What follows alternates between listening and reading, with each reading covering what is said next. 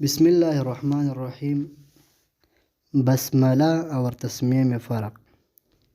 بعض لوگ تسمیہ اور بسملہ کے ایک ہی معنی سمجھتے ہیں۔ غایۃ المقصود میں لکھتے ہیں کہ بسملہ اور تسمیہ میں فرق اس طرح ہے کہ بسملہ کے معنی بسم اللہ الرحمن الرحیم کہنا اور لکھنا، اور تسمیہ کے معنی اللہ تعالیٰ کا ذکر کرنا اور یاد کرنا، خواہ کسی بھی طریقے سے ہو اور اللہ تعالیٰ کے ناموں میں سے کسی بھی نام سے ہو۔ فرق کا حاصل یہ نکلا کہ تسمیہ عام ہے اور بسملہ خاص ہے، جس کو اصطلاحی منطق میں عموم و خصوص مطلق کے نسبت کہتے ہیں۔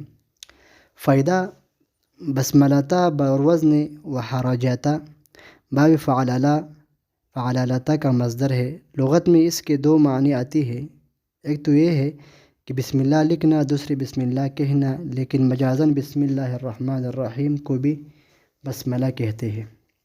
یہ مصدر بمعنی مفعول کی قبیل میں سے ہے، نیز مخفی نہ رہے کہ بسملہ اور حمد لہ جیسے مصادر کو اصطلاحاً قصر کہا جاتا ہے۔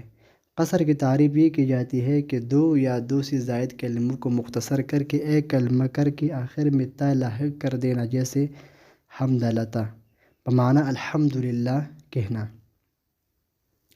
بسملہ بمعنی بسم اللہ الرحمن الرحیم پڑھنا، اور بعض حضرات نے دوسرے الفاظ میں قصر کی تعریف یہ کی ہے کہ کسی لفظ کو مرکب سے مشتق کرنا۔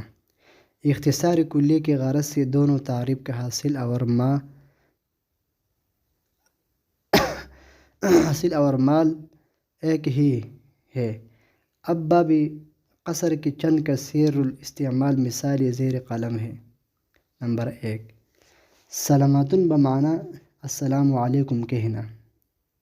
نمبر 2، حیللتن بمعنی لا الہ الا اللہ کہنا۔ نمبر 3، حوقلتن بمعنی لا حول ولا قوة الا باللہ کہنا۔ نمبر 4، سبحلتن بمعنی سبحان اللہ کہنا۔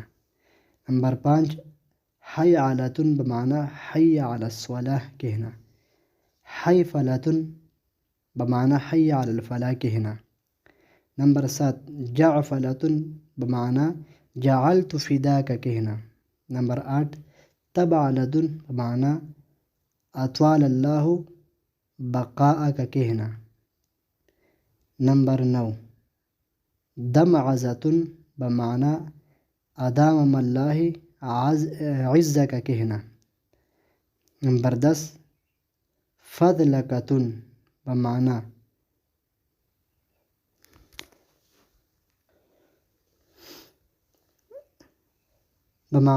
فذلک العدد کذا و کذا کہنا۔